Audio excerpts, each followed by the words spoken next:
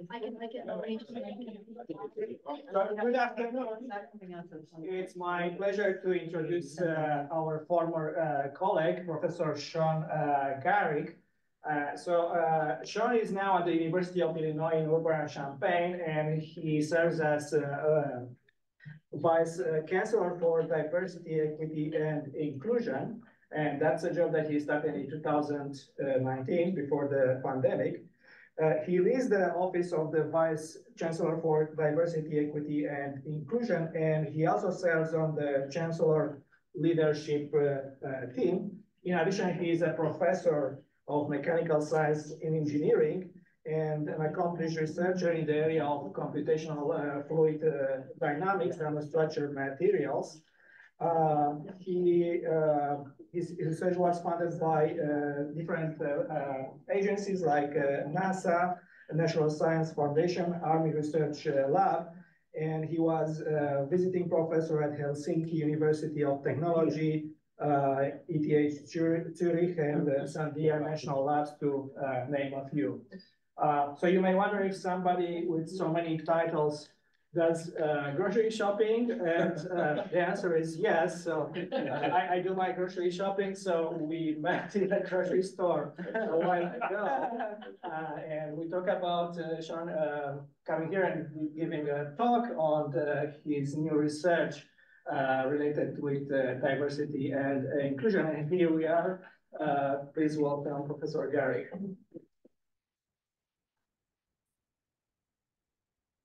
Thank you very much. It's very strange to be back here.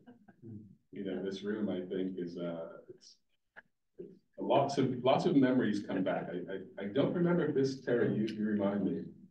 I'm not sure if this was a room where I interviewed for a job here, but it feels like it might have been. Yeah. So I remember being nervous standing here. No, this room wasn't here. It wasn't here. It wasn't. Okay.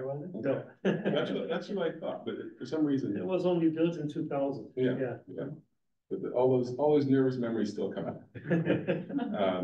It's great to see you all again. As Tran mentioned, he and I ran into each other at the Mississippi market. I can't remember when that was. Like, oh wow. You know, I left campus in summer of 19.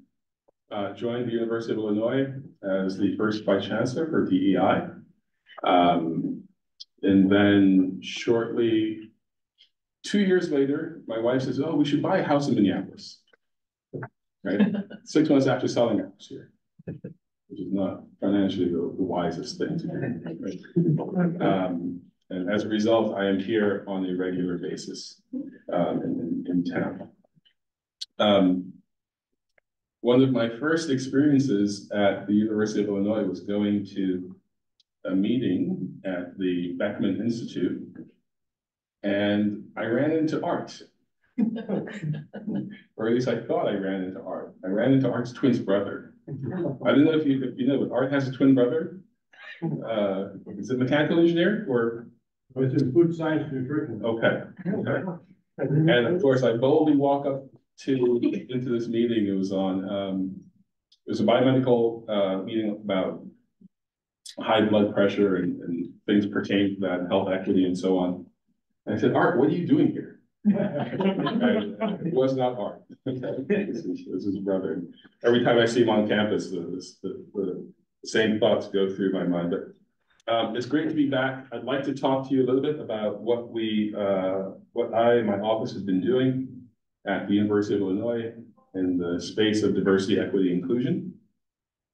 And I think of it as so I've given this talk at 3 places, and I'll tell you the contents are very different at each place because it has to be pertinent to the audience.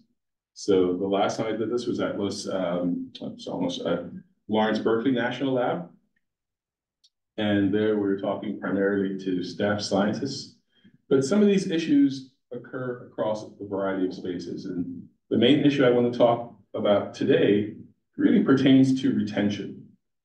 Okay, so faculty retention, but I'm thinking about faculty retention or, let's say staff retention before a problem occurs, right? So think about how do you really fully invite someone to be part of the endeavor that you're involved with. Okay? And I've given this at AAU, and I talk about it in the student space. So I have some examples for undergrad and graduate spaces for this sort of thing. But we've taken this comprehensive effort to really understand what's going on in our institutions. And I think it's things that if we were to seriously pay attention to them, we can really improve the institution in a variety of ways. I'd like to show you some one example of this. So my role as vice chancellor is very strange, right? Like if you, in any given month, I may be doing something entirely different than the previous month, right? So I have a work plan for the entire year that I give to the chancellor. This is what I think we should do. But as probably with all vice presidents and vice chancellors, all sorts of things happen that may entirely derail your work plan. So I'll give you an example. When the violence occurred in Israel-Palestine on October 7th, that's completely taken over my life. It's like my work plan doesn't exist.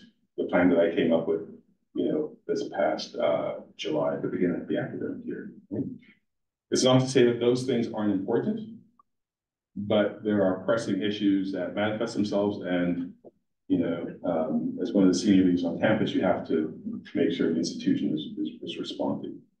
But generally, the thing that I'm supposed to be doing is, and I think I am doing it, is to use the transformational power of the institution to create a more inclusive and robust society, right? So University of Illinois Urbana-Champaign is a public land grant institution, much like this place, right? And you think about what it means to be a public land grant institution, all of us, the faculty, the staff here, we are in many ways custodians of the public good, right? When this institution was created, it was set aside to improve society, to educate society, right? And us as leaders, at whatever point you are, we are here to be stewards of that resource, okay? So use the transformational power of the institution to create a more inclusive, more robust society. And of course, one of the things that's unique is around what we do, which is education, research, innovation. And one thing that's particularly valuable at Illinois, and I'm sure it is here as well, but we ask it on a regular basis, where does it lead to, right? So what's the impact, either scientific, but then also economic impact, right? Because the legislature, the governor, they love the institution, but they want to make sure that the institution is delivering something of value to the state, okay? So let's talk a little bit about innovation. And this talk is actually a lot easier to give now than when I first gave it in 2020. And for one reason only, ChatGPT. And it's not to say I asked ChatGPT, let's do a seminar at Mechanical Engineering in Minnesota, and it told me what to say. I don't mean that, okay? But rather, some of the work that I'm going to point to was actually done by some of the folks who worked on large language, generative AI models, and so on, okay? But you'll see a little bit about that later. So innovation is typically defined as at the intersection of creativity and execution, right? So you have something that's novel, but you need to be able to make use of it, right? That's the execution part. Okay. So there's some scholars at Stanford published this paper in 2019. It's called the Diversity Innovation Paradox in Science. Okay. And they know a few things. Innovation drives scientific progress. It propels science into uncharted territories. It expands humanity's understanding of the natural and social world. But they also notice that things don't seem fairly equitable when it comes to, let's say, those who are going into scientific careers, how they progress through, and so on. So they looked at doctoral dissertations and folks who got doctoral degrees between 1997 and 2015. They digitized all of it, created these fantastic cross-linking for references, and used all of the great things that now basically function as ChatGPT. So one of the authors is now a lead scientist at Grammarly, which is a company, I think you probably know that better than me. Okay, so they used all this text analysis and machine learning to get a sense of what scientific innovation really looks like. Okay, can we actually measure scientific innovation? Can we quantify it? And if we can do that, can we then build connections and look at things that lead to scientific innovation? Okay. And they did it over a variety of fields, right? They looked at HIV research and the connections between the beginnings of HIV research and it first showing up in primates, monkeys. They looked at, well, a couple, you see the examples here, right? And to do this, and again, 2 or 3 years ago, this may seem like strange stuff, but now if you are amazed by the capabilities of generative AI, you know that you have to establish various bases, right? And very good definitions. So science is defined as a constellation of facts, theories, and methods collected in current texts. Scientific development is the introduction of new links between these scientific concepts. Novelty is defined as unique recombinations of scientific concepts. Impactful novelty is a measure of impactful novelty is the average future adoption of these recombinations. And innovation basically draws concepts from different fields together, either close fields from distinct fields, or even fields that are quite different from one another, known as distal fields, okay? So you can have a little innovation, or you can have a lot of innovation. So a little innovation would be probably bringing something together from the arts and engineering. A little innovation might be bringing something together from mechanical engineering and aerospace engineering, that's it, okay? So they scoured all their stuff, this is great database that was generated. And a couple of findings. They noticed, and again, this was from PhD students all the way up to full professors. They noticed that scientists from underrepresented groups produce higher rates of scientific novelty. So again, they can quantify scientific novelty. And they noticed that in underrepresented groups, what does it mean in this context? Women, gender underrepresented, racial, ethnic underrepresented folks, okay? So folks from these groups produce higher rates of scientific novelty. They also noticed by tracking the careers of these people that they have to innovate at a higher level to achieve the same career results. Okay. And they also noticed that the novel contributions that these folks make are not uptaken at the same rate as when others do it. So the ideas are discounted, even though they are novel. Okay. And then if you were to normalize for impact or novelty, when that equal performance is performed by underrepresented folks, they're less likely to result in a successful career. Now, this stuff may sound like, oh my goodness, this is wild, this is crazy. But this has actually been shown in the business community for over a decade now, when it comes to entrepreneurs, the folks seeking funding for ideas and so on, right? They've been shown, for example, how when women pitch ideas, the same idea to a group of investors, they're less likely to believe or perceive to be reputable and so on, okay? So what these folks did, again, it's one education person and 2 computational scientists at Stanford who did this research. What they noticed is that the scientific careers of folks from underrepresented groups end prematurely, despite the crucial role in generating novel concepts, discoveries, and innovation. Okay. So at this point, we'll just take this as data. So this is where we begin. Okay. And again, this was published in, I think it was early spring of 2019.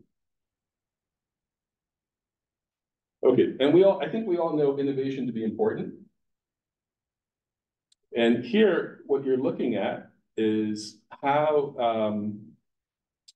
metrics of innovation output have, from different countries have performed over the past 20 years. The first is highly cited articles. The second is international patents. And what you see is in the US and Europe as well, at least in the highly cited index, the US numbers are going down. And the numbers, and particularly in China, are going up dramatically. Okay, this is not a good trend. This is not a good trend. You've heard of the CHIPS Act, yeah? Remember when all the chips were designed and built here?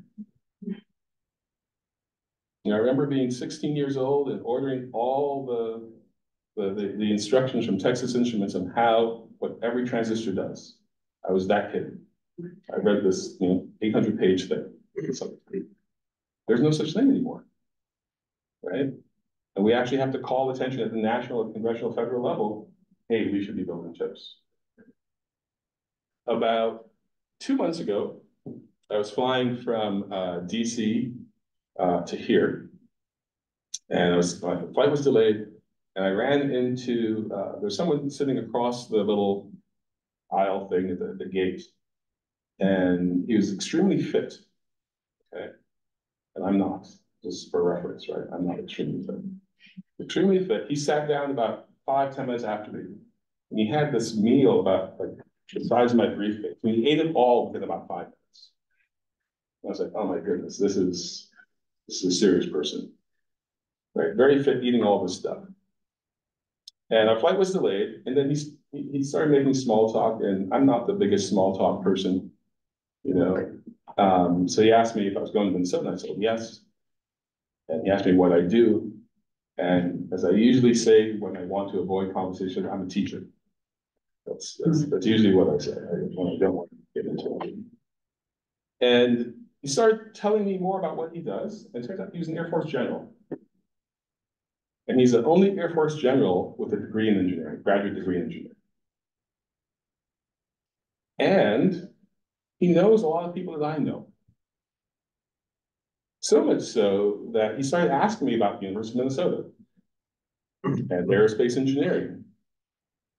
And he started mentioning different names. And I said, oh yeah, I know this person quite well.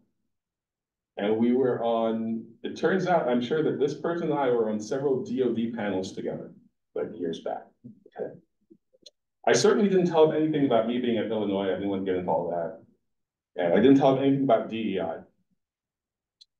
And he started talking about what the big challenges are. And he began with the whole hypersonics thing. If you don't know, hypersonics is a huge thing right now for a variety of reasons. And his big concern is that, in his words, the US is screwed because of the trends in education, the degree to which folks are taking the challenges facing our country seriously, right? And then he made the leap to say, I think the only thing that can save us is DEI. I'm not making this up. And at this point, I still didn't tell him what I did. And he says, because if we don't grow the pie of the folks who are getting into this work, we're in big trouble. He told me all the number of engineering degrees coming out of China every year, and both the numbers and the trends for both countries, right? The nice thing about this conversation is that it actually made me feel really good, like I'm actually doing something that folks recognize to be critically important. Okay. So if you have someone who's an Air Force general who's telling you this, he's seeing it from an entirely different lens, right? He's not in academia, right? He's looking at the end product of all of this stuff, right? So in many ways, it's motivation for me and for us to really ask the question of how we do what we do and can we improve it, okay? So I like to put up definitions because when you start talking about this stuff, people may bring their own meaning to it. I won't go into detail, but this is what I mean by diversity, equity, inclusion. Diversity, a variety of personal experiences. Equity, I think, to be treating everyone fairly, okay? Equity of treatment. And inclusion, I think, is a really important one. It's really about how do you welcome people? How do you make them feel part of the thing that you're supposed to be doing?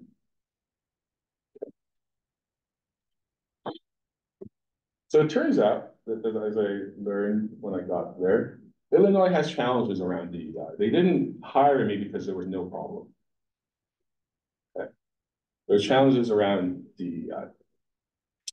And one of the first challenges was, and how this showed up, is there was a lack of female leadership across campus. If you looked at department heads and chairs, if you looked at deans, if you looked at vice chancellors, the number of those folks who were women was quite low. Okay. And it presented itself, you know, in a couple of really bad ways, so that we figured out, okay, we have to take this seriously. So me being fairly new, I was like, well, what do I know about Illinois? Not that much, right? I have to figure out what the problem is here such that you can tackle it, right? And I know how to solve problems. I've been doing this for 21 years or so. One problem that I learned how to solve, I remember, my gosh, I think it began sometime around 2000. Soot. You remember what soot is? You don't have an electric car? Right? So there's little carbonaceous particles, right? Polyaromatic hydrocarbons that come out of the tailpipe. Okay. I remember thinking to myself, so in case you don't know, I compute stuff, right? I like to compute stuff. I remember thinking to myself, why don't we just compute what the soot would look like in the combustion process? And we had a faculty member at the time, his name was Mike Zachariah, who was a good chemical engineer, a combustion guy. And Mike and I were good friends. And I said, Mike, how do you actually, like, how does soot work? How's it form, you know? And he showed me the combustion book, and here's a soot model. And I was like, no. How does it really work?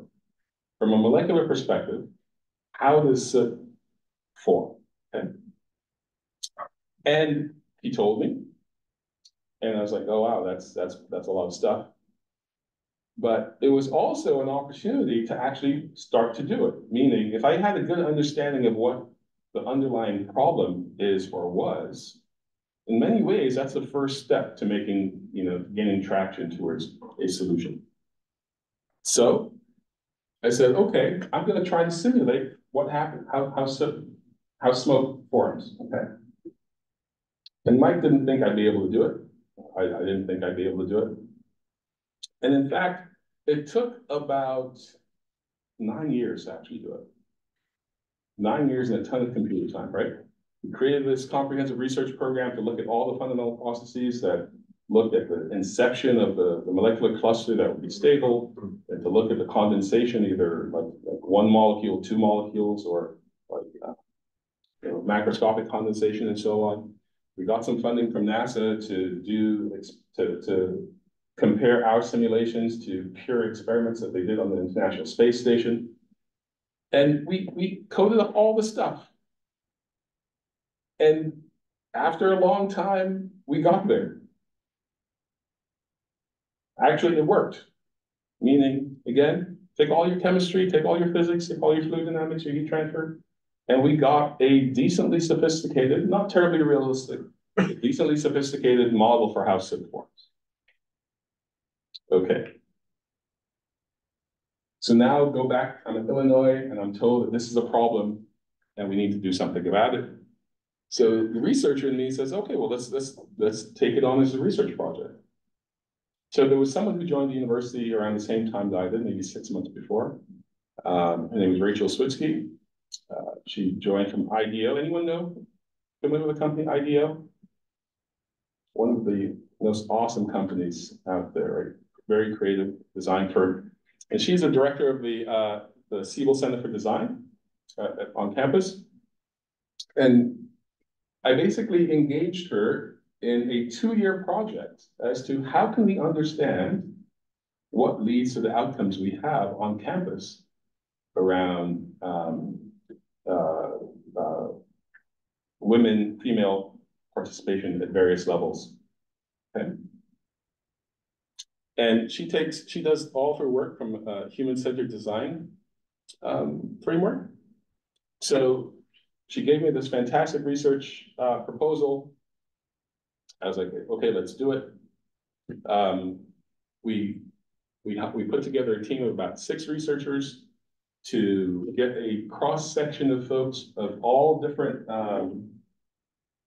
levels across campus, from PhD students to postdocs to deans and vice chancellors, okay?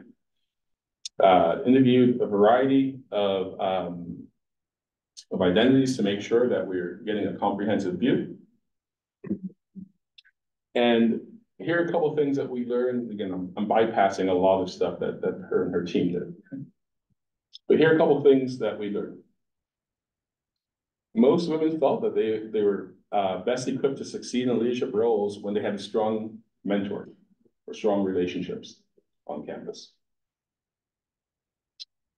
Many said that they felt disrespected in academia, even though they stayed. Okay. They also felt that in many ways they were invited to be part of the institution, but they were not given the appropriate support and resources, which was not a good thing. They also said that while for many, work around DEI aligned with their personal values, it was not reflected in the institutional values and institutional commitment. And then a lot of the systems to ensure diversity, equity, and inclusion were disconnected, decentralized, in many ways flawed. So I was going to say your wonderful dean is here, right? And Andrew Lean and I switched places at Illinois around the same time. And one of the things I heard the most when I got to Illinois is, oh, this place is really decentralized, right? And it's little, everyone's acting or working in their own unit. And I can say, compared to Minnesota, it's extremely decentralized. This place looks like a more federated, it's very decentralized compared to Minnesota. So this last one is particularly, I saw that with my own eyes while being there. So here are a couple of things that we saw. We noticed like different types of individuals navigating their way through the institution. There were accidental academics, folks who weren't either when they were young or in university, college, they didn't have it as their intention to be a faculty member.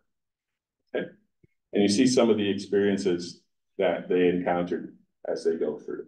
Okay, some good, some bad. There were others that we termed polished professionals, who were folks who came to academia after being in industry, right, or in the corporate space. And again, had some good, some bad experiences.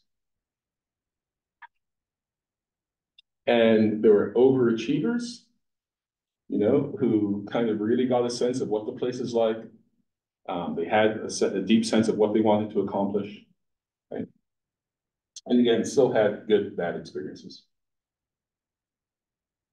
And there were some who, again, overachievers who had overwhelmingly or sufficiently bad experiences that caused them to leave.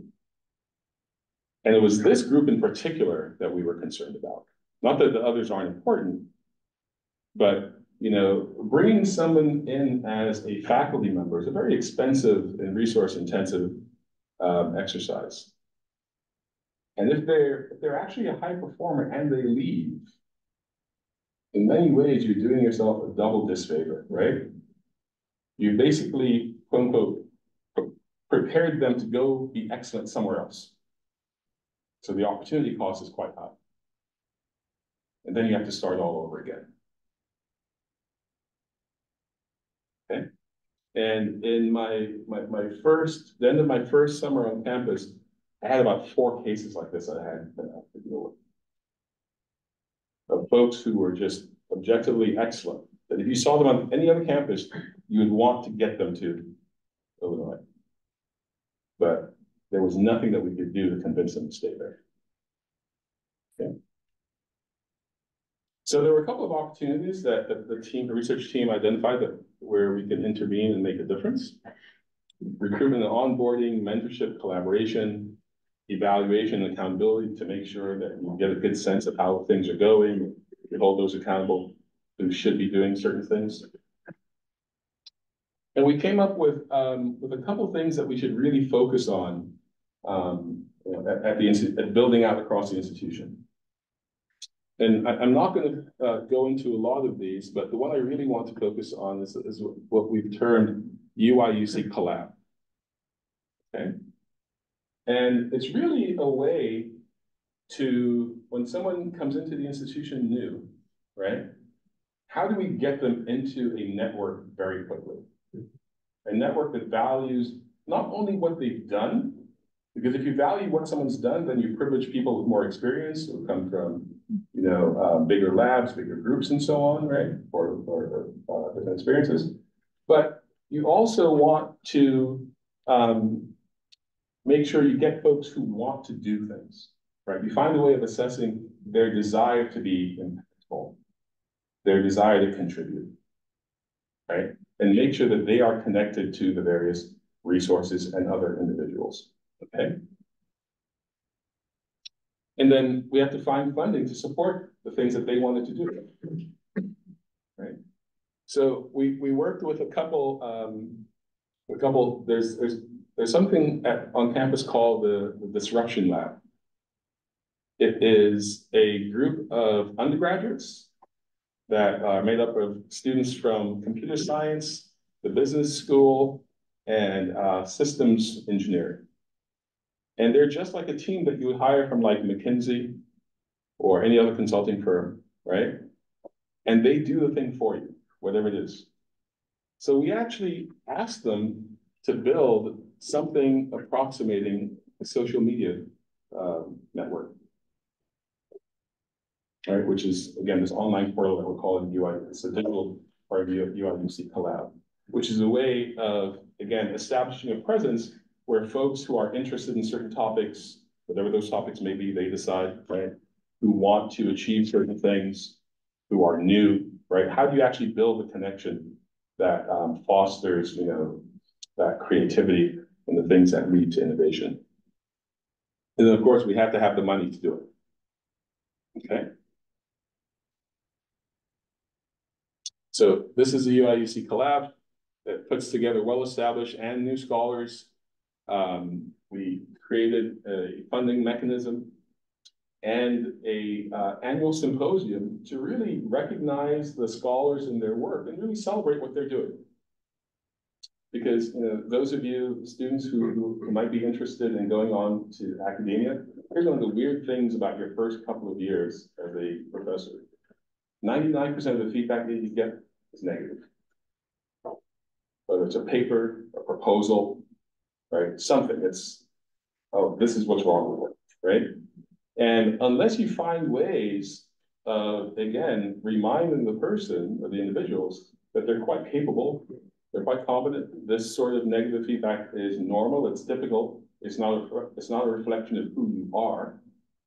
It may be a reflection of your proposal or your paper, it's not a reflection of who you are, right? If you don't intervene there, things can start to go down, especially when you see other people gaining traction, having success, and so on. Okay. So that's the purpose of the symposium, as well as to disseminate all the cool things to other people on campus. So the funding. I was able to convince the Chancellor, so the Chancellor loved the idea of doing this. And I was able to convince him, it wasn't that hard, to give me $2 million a year to run this program. And $2 million a year is a lot of money for for anything inside the university. $2 million is a lot of money. Okay. And then, of course, the problem then becomes, oh my gosh, he's just giving me $2 million. I got to make sure this thing actually works. Right. So what happened? Again, we did all the research. We figured out how you actually build this social model, social network thing, this digital platform. We made sure we engage external stakeholders. So one of the things that we did with the $2 million is we partnered with the Vice Chancellor for Advancement, because we know that we have alumni and donors who are interested in certain topics, and they like to see the institution's commitment to those things. So we basically used a portion of the $2 million per year as basically in kind. So we would go to a donor and say, we would put $500,000 in this area if you would match it. I.e., the $2 million worked as a multiplier. Okay. And again, where did that money go? Not to me. I was just a vehicle, and by me, I mean my office is just a vehicle to direct the money to the faculty and to the staff who are the scholars, right? It turns out that we did a analysis of this program about 3 months ago, and for every dollar we got, we raised $2.37 of external funding, which is wildly successful. Okay. The Chancellor thought we'd get like 50 cents. We thought this would just be, something that we do that would be good to show the campus that we're investing in what they believe to be important. Right? So take $6 million multiplied by 2.37. That's the amount of money that the folks who got our small grants and our support brought in through external funding. And that doesn't include the money that donors gave. That's a separate thing. Okay. Now, what do I think is really special about this program? It's basically disrupting the notion with faculty that they are there to compete. Instead, you reframe it and you say, okay, someone has decided to hire you, right? You're a new professor in the Department of Mechanical Science and Engineering. Someone's decided to hire you. That means you've met our quality bar. You're good. There's going to be no more assessment of whether you're good or you're deserving anymore. We all agree you're deserving. We're going to find a way to help you succeed. And for the faculty, especially for the junior faculty, that goes a long, long way, because it's a reflection of the institution's investment in them. So that's what I mean when I said redefining what success looks like, right? And again, the purpose of this was to really address retention issues. How do you make sure when you hire someone, the person wants to be there 5 years from now, 10 years from now? As Sue said to me in our meeting when we chatted this morning, Urbana-Champaign is in the middle of nowhere. Has anyone been there? It's a beautiful place, isn't it? Right? It depends. But it's the physical attraction of the place is variable, to put it that way. Okay. So, but if you look at the metrics associated with the institution, it's a very highly ranked institution. So let's suppose it's not in the most attractive of places. I'm not saying it's not, but let's suppose it's not. You're bringing in high quality people to a place that's not that attractive. Why would they stay? The only reason they would stay is if they feel valued. If they feel that they have some way to contribute to the excellence of the institution. And that's what this program does. And in my mind, that's what inclusion is all about. That's it.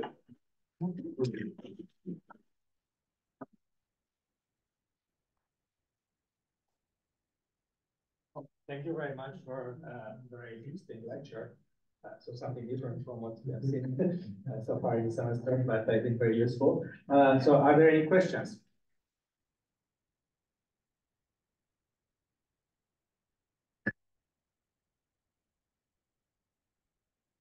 John, have you seen any impact for the process of looking at promotion and tenure since you got there?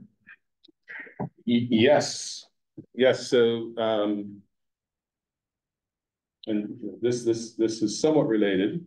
So, I think it was 2 years ago, promotion and tenure guidelines were changed to include two things: public engagement.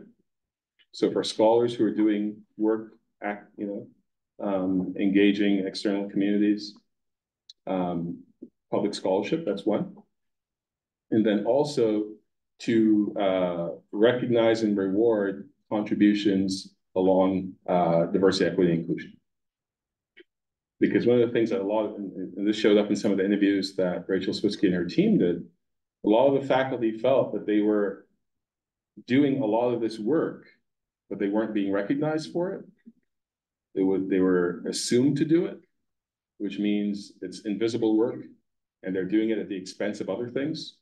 So the campus wanted to find a way of basically not disenfranchising, right? If you're going to do this thing that we believe to be valuable, let's recognize it, let's celebrate it, let's reward it.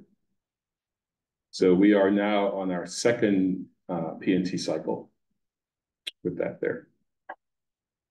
The one thing we don't do is we don't tell anyone what DEI is, right? Meaning if you're in landscape architecture, you have to figure that out through your academic lens, right? If you're in American Indian Studies, you have to determine that. We leave it to the scholars to figure out what DEI looks like in their area. But Sean, first, this was a great talk, and I think it looks like a great program, and I think everyone should be doing this.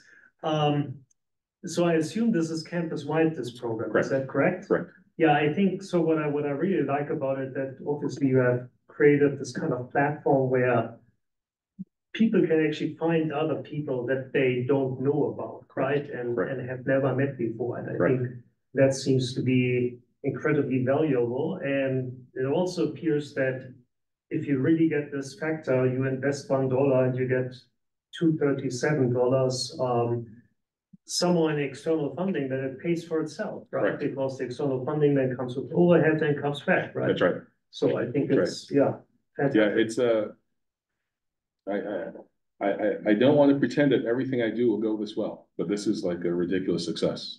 I don't know how much of it is luck, timing, or what, but I'll take it. Yeah. Great. Yeah. Yeah, just with what you were showing about like the money raised and everything. So was that purely invested into the platform itself, or was that funding then going into, say, work that came out of the collaboration from the platform? Oh, all the money went into the collaboration. So in addition to the $2 million, well, some of the $2 million in the first year was used to create the platform. Mm-hmm. But after that, all the money went to the scholars. Okay, so then it was funding then the research. Correct. Correct. Jennifer?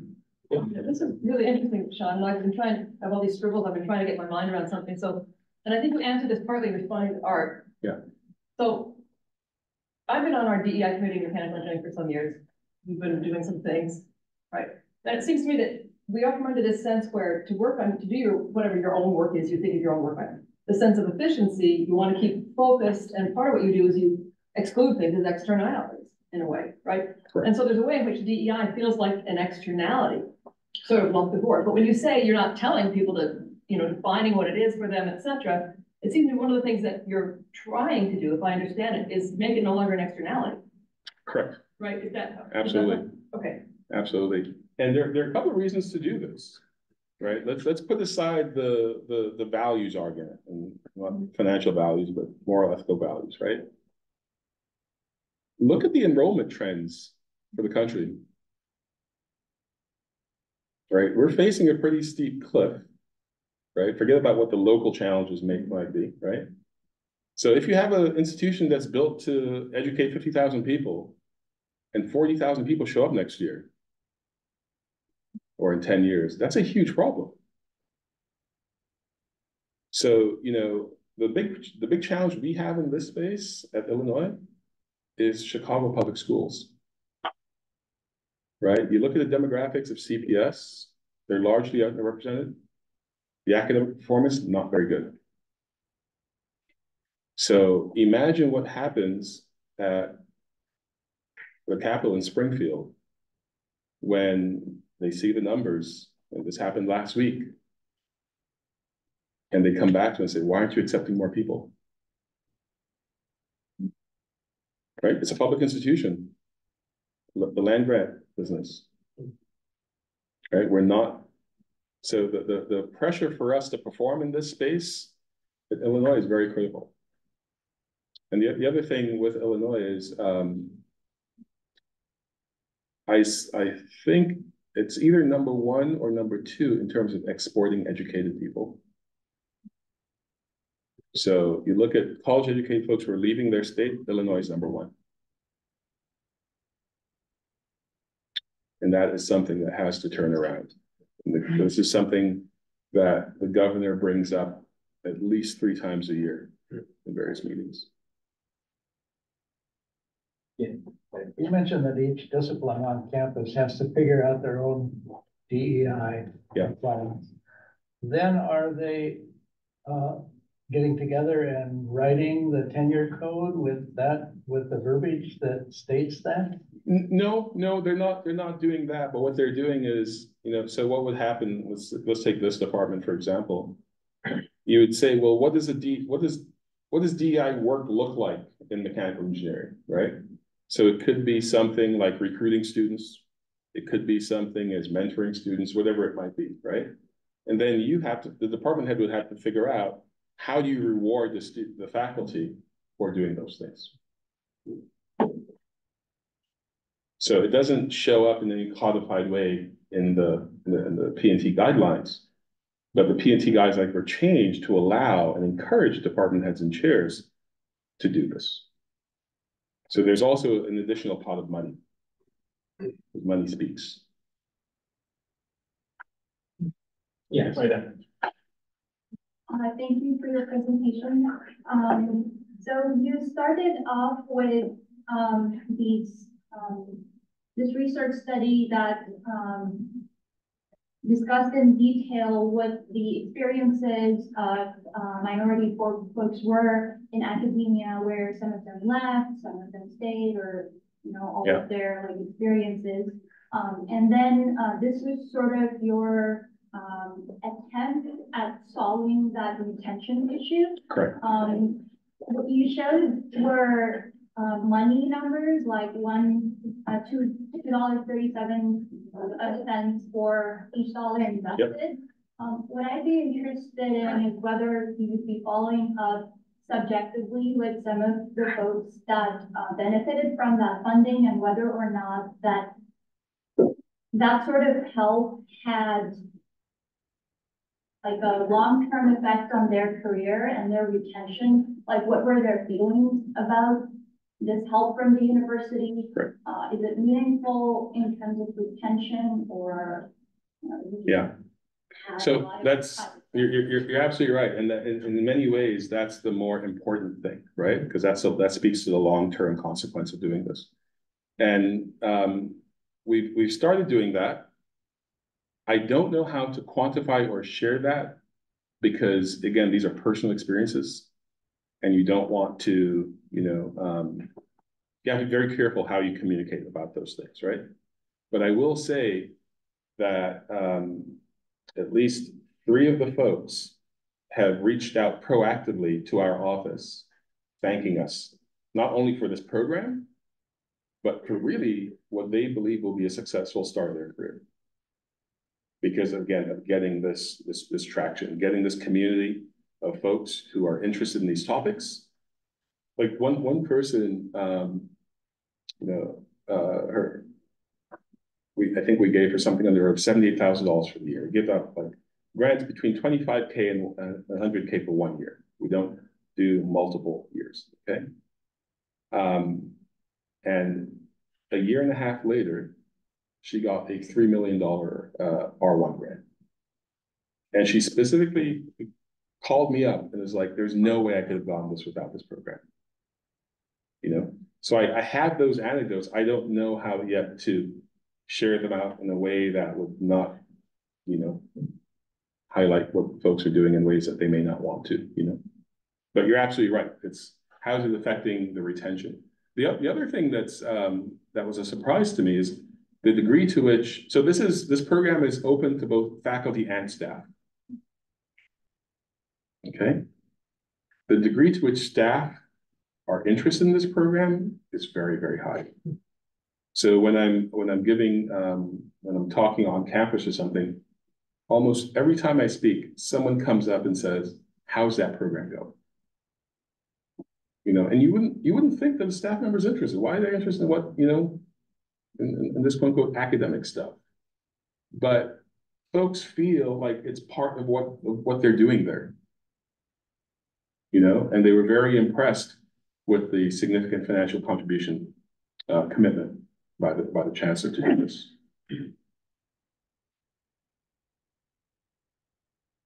So in your study about retention, I think I've seen more like people that were kind of expressing negative opinions. So I was wondering, did you extend your study to people that were happy?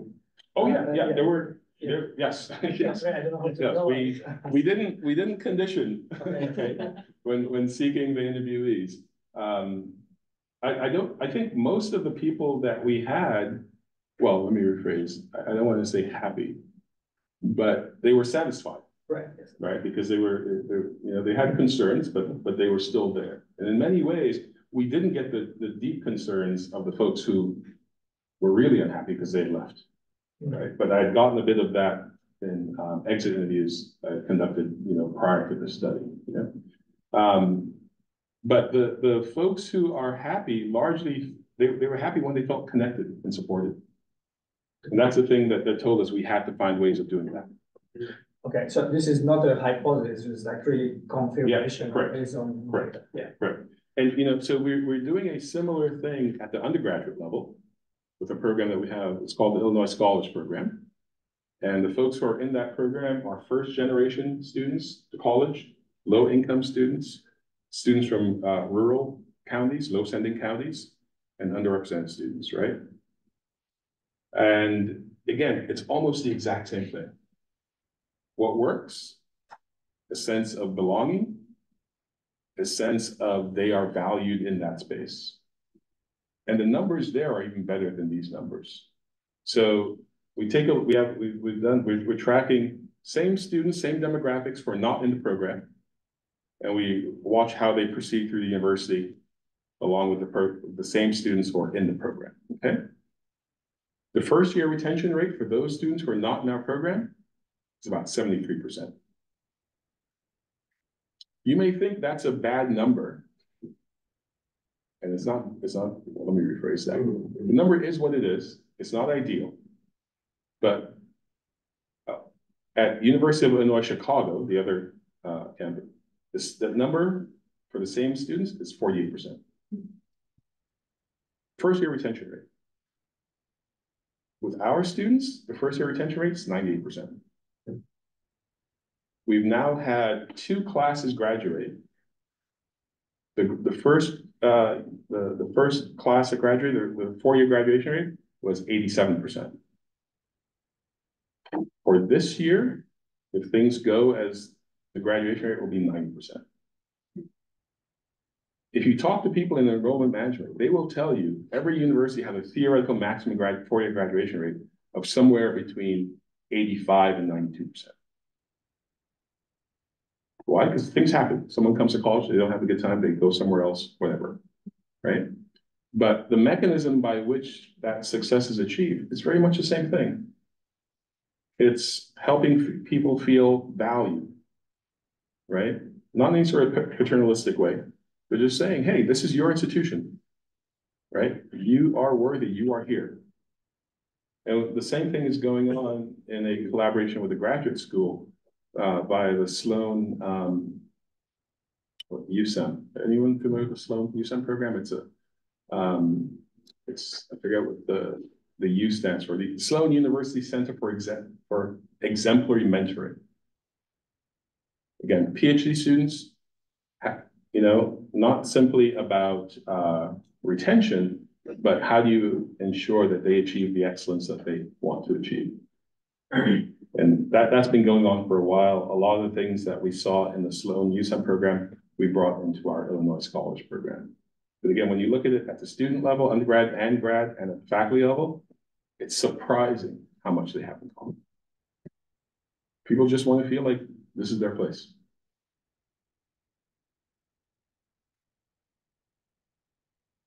Are there any other questions?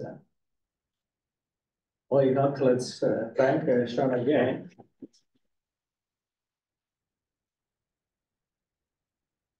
Taking this for the class, please the sign up sheets are on the table. So we will find a